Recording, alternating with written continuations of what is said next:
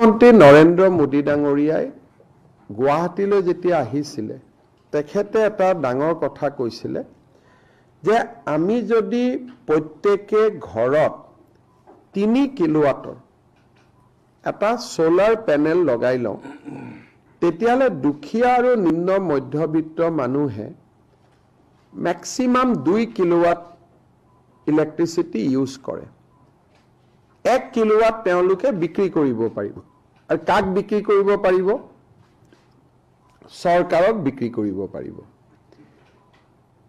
কিন্তু সোলাৰ প্যানেলৰ দাম ইমানেই বেছি যে সাধাৰণ মানুহে এটো ব্যৱহাৰ কৰিব নোৱাৰে আৰু বৰ্তমান অসমত আমি দেখা পাইছো যে 3000 লোকৰ ঘৰতহে সোলাৰ প্যানেল আছে আৰু সেই 3000 যাৰ ঘৰত সোলাৰ প্যানেল আছে তেওঁলোকৰ লগত আমি কথা বতৰা পাতি দেখিছো যে তেওঁলোক খুবেই হ্যাপি কাৰণ তেওঁলোকৰ ঘৰত কোনো ইলেক্ট্ৰিসিটি বিল নাহে প্ৰধানমন্ত্ৰী ডাঙৰীয়াই এটা আঁচনি আনিছে PM सूर्य घर मुफ्त बिजली योजना तारमाने PM सूर्य घर आसनी लगत जदि आपुनी थाके आपनार बिजली बिलটো तो मुफ्त হলেই लगत 2 টকা आपुनी उपार्जन करिब पारिब आरु तेखेते ए आसनिर बारे ৭৫,০০০ কোটি टका भारतत आबंटन करिছে आरु ए आसनिটোৰ জৰিয়তে 1 কিলোৱাটত भारत सरकारे 30,000 टका সাহায্য আগবঢ়াব 2 কিলোৱাটত 60,000 আৰু 3 কিলোৱাটত ৭৬,000 এতিয়া যদি আপোনালোকে ম্যাথমেটিক্স তো চাই তেতিয়ালে দেখিব যে 1 কিলোৱাটত টোটাল যেটো বজাৰত দাম হয় 1 কিলোৱাটৰ হেতু হল 50,000 टका भारत सरकारे सब्सिडी दिले 30,000 टका तथापितो 20,000 टका घৰৰ পৰা যাব লাগিব গটিকে মধ্যবিত্ত পৰিয়াল বা দুখীয়া পৰিয়ালে তাত ৰিলাক্টেন্ট হ'ব সেই কাৰণে আজি আমি ঘোষণা কৰিছো যে ৰাজ্য চৰকাৰে 15,000 টকা সাবসিডি দিব তাৰমানে 1 কিলোৱাট যদি আমি ইলেক্ট্ৰিসিটি ঘৰত সোলাৰ প্যানেল লগাও तार खरच 45,000 टका 50,000 टका 50,000 मोदी डांगरियाय দিব 30,000 आरु मामाय দিব 15,000 45,000 5,000 নিজৰ ফালৰ পৰা অসম চৰকাৰৰ এতিয়া যদি 2 কিলোৱাটৰ লগাও তাৰ খৰচ হল 90,000 টকা না প্ৰজেক্ট কজ হল 1 লাখ টকা মোদী ডাঙৰীয়াই দিব 60,000 ৰাজ্য চৰকাৰে দিব 30,000 তাৰমানে নিজৰ ঘৰৰ পৰা 10,000 টকা লগাব লাগিব আৰু যদি 3 কিলোৱাট যদি আমি লগাও মোদী ডাঙৰীয়াই দিব 78,000 আমি দিম 45,000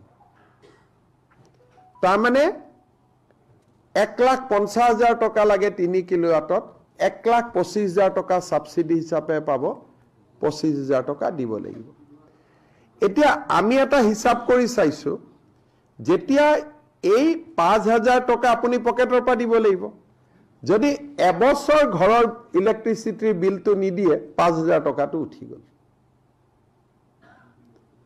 যদি 2 কিলোৱাট লগাই 2 বছৰ ইলেক্ট্ৰিসিটি বিলটো উঠি যাব আৰু 3 কিলোৱাট লগালে 3 বছৰৰ ইলেক্ট্ৰিসিটি বিলত উঠি যাব অসম চৰকাৰে ষ্টেট বেংক অফ ইণ্ডিয়াৰ লগত কথা পাতিছে ৰাজ্য চৰকাৰৰ কৰ্মচাৰী সকলে আপোন ঘৰৰ দৰে ইয়াত বেংকৰ লোন লব পাৰিব আৰু বেংকৰ লোনত মৰ্টগেজ দিব নালাগে আৰু বেংকৰ যি ইন্টাৰেষ্ট হ'ব তাৰো 1% ৰাজ্য চৰকাৰে অতিৰিক্ত কৰি দিব মই আকৌ এবাৰ ভাল কৰি বুজাই দিছো যাতে আমি সকলোৱে বুজি পাওঁ এটা সোলাৰ প্যানেল যদি 1 কিলোৱাটৰ ঘৰত লগাও তাত 50,000 লাগে 30,000 টকা নৰেন্দ্ৰ মোদী ডাঙৰীয়াই দিব, 15,000 টকা ৰাজ্য চৰকাৰে দিব। 2 কিলোৱাট লগালে 60,000 টকা মোদী ডাঙৰীয়াই দিব, 30,000 টকা ৰাজ্য চৰকাৰে দিব। 3 কিলোৱাট লাগিলে 78,000 টকা মোদী ডাঙৰীয়াই দিব, ৰাজ্য চৰকাৰে 45,000 টকা দিব। ফলত নিজে কিমান দিব লাগিব? 1 কিলোৱাট লগালে 5,000, 2 কিলোৱাট লগালে 10,000, 3 কিলোৱাট ললে 27,000। সাধাৰণতে 2 কিলোৱাটত আমাৰ কামটো হৈ যায় জিৰ' বিলৰ কাৰণে। 3 কিলোৱাট মানে ব্যৱসায় কৰিব পাৰি, তাৰমানে আমি ইলেক্ট্ৰিচিটি বোৰ্ডৰ পৰা পইচা ঘূৰাই পাম। 1 কিলোৱাটত যেহেতু আমি ব্যৱসায় কৰিব নোৱাৰো, 1 বছৰ ইলেক্ট্ৰিচিটি বিলত উঠি যাব, ইলেক্ট্ৰিচিটি বিলত ওলাই যাব। 3 কিলোৱাটত আমি ব্যৱসায় কৰিব পাৰিম, গতিকে ইলেক্ট্ৰিচিটি বিল মাফ হ'ল আৰু 1 কিলোৱাটৰ দাম ৰাজ্য ইলেক্ট্ৰিচিটি বোৰ্ডৰ পৰা পালো। 3 কিলোৱাট লগালে টকাটো 2 বছৰত উঠি যাব, 2 কিলোৱাট লগালেও 2-1.5 বছৰত উঠি যাব, 1 কিলোৱাট লগালে 1 বছৰত উঠি যাব ইলেক্ট্ৰিচিটি বিল নিদি। এইটো হ'ল সাধাৰণ জনতাৰ কাৰণে আঁচনি, ফৰ দ্য নৰ্মেল চিটিজেন।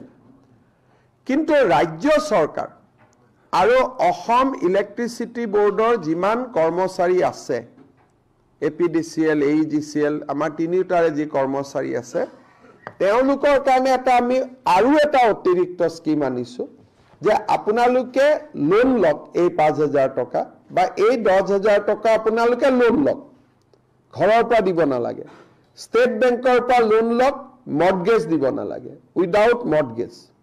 দৰমাহাৰ একাউণ্টৰ পৰাই টকাটো গৈ থাকিব, তাতো আমি 1% ইণ্টাৰেষ্ট সাবভেনশ্যন দি দিম, আপোন ঘৰৰ দৰে।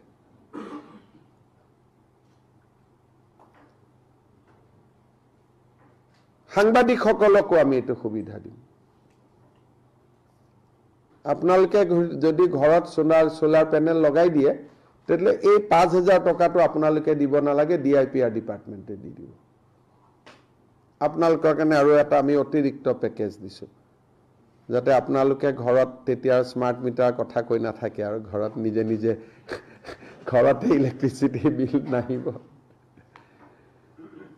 তো এইটো এটা প্ৰধানমন্ত্ৰী সূৰ্য ঘৰ আঁচনি। আপোনালোকে ইয়াত কেনেকৈ আবেদন কৰিব লাগে জানে, যে পোষ্ট অফিচত গৈও আবেদন কৰিব পাৰে, নহ'লে এটা পৰ্টেল আছে https:/pmsuryaghar.gov.in। অহাকালি ৰাতিপুৱা আমি টেলিভিশ্যনতো গোটেই স্কিমটো দিম এডভাৰটাইজ আকাৰে, আৰু বিজ্ঞাপনো দিম, ৱেবছাইটৰ তাতে ডিটেইলছ পাই যাব, আৰু পোষ্ট অফিচত ডাইৰেক্টলি আবেদনো কৰিব পাৰে। https:/pmsuryaghar.gov.in। এই আঁচনিটো লৈ কেইটামান দিন আগতে মই কমপ্লেইন পাইছিলোঁ শোণিতপুৰ জিলাত, কিছুমান দালাল মানুহে ইয়াত সোমাইছে। গতিকে মই ৰাইজক আহ্বান জনাম, কোনো মাজৰ মানুহৰ সহায় নল'ব, ঘৰত যাব, পৰ্টেলত ঘৰৰ পৰাই আবেদন কৰিব, কাৰণ ইয়াত দালালৰ কোনো স্থান নাই। সিলেকশ্যন ফাৰ্ষ্ট কাম ফাৰ্ষ্ট বেচিছ, কাৰণ টোটেলটো 75,000 কোটি টকা গোটেই ভাৰতৰ পৰা এপ্লাই কৰিব, গতিকে গোটেই 100 কোটি ভাৰতীয় আবেদন কৰিলেতো নহ'ব, 5 কোটি মানেই পাব। কিমান ৰাকেশ টাৰ্গেট ৰখা हुआ है? তো 1 crore ৰখা हुआ है। 1 crore যদি অসমত আমি পাম, 5 লাখ পাম। গতিকে ফাৰ্ষ্ট কাম ফাৰ্ষ্ট বেচিছত হ'লে ভাল। কিন্তু এই আঁচনিটো ইমান ভাল যে ই বছৰে বছৰে এক্সটেনশ্যন হৈ গৈ থাকিব। প্ৰধানমন্ত্ৰী ডাঙৰীয়াৰ মনত ইচ্ছা যে ইন দিছ ডিকেডছ আমি সোলাৰলৈকে গুচি আহিব লাগে, যাতে আমি তাৰ ওপৰত